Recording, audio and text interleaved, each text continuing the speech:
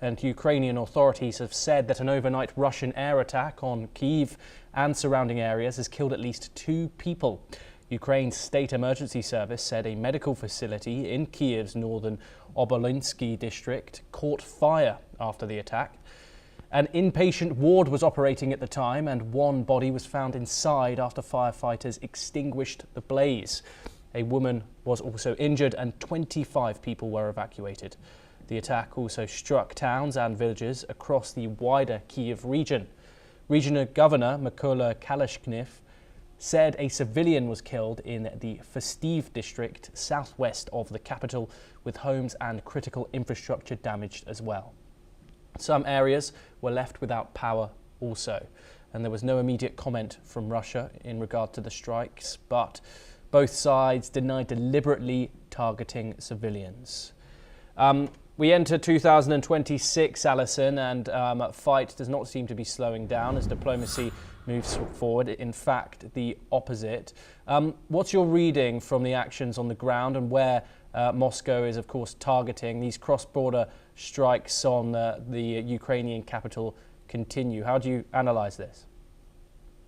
Well, we have an important meeting in Kyiv today of supporters of Ukraine, Western supporters of Ukraine, followed tomorrow by an important summit in Paris led by French President Emmanuel Macron. Moscow doesn't like these meetings. Moscow wants to get rid of Europe. Moscow wants to downplay Europe. It doesn't like Europe. It doesn't like Europe's support of Ukraine. So these strikes are a sign of bravado, a sign of Russian defiance, that you may meet and you may talk, he's saying to European leaders, but we will continuing our attacks, our bombardments of Ukraine. It's a deliberate message that Russia is not going to back down, not going to back off, and it will continue its assault, and it will make life a misery for Ukrainians. And these attacks are, I think, timed to coincide with the diplomatic efforts to bring a peace settlement.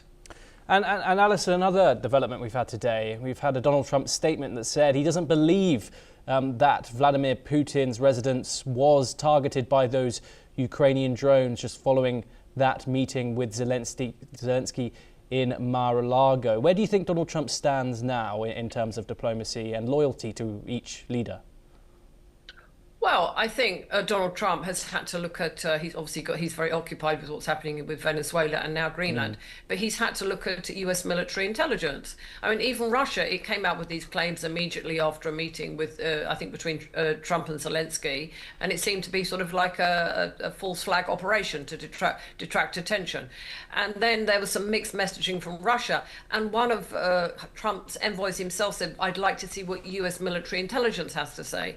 And now Donald Trump himself, he has to look at his own intelligence, not just believe everything that comes out of Putin's mouth. So he's obviously had a chance to observe, to have a look at what the US intelligence says, and this seems to have just been another sort of fantasy or lie or just a distraction operation from the Kremlin. And I think he's conceded that without actually accusing Putin of lying. He's basically saying there's no evidence. So this is a climb down, but he's not going to be attacking Vladimir Putin. Alison Mutler, as always, it's a pleasure to talk to you. Thank you very much.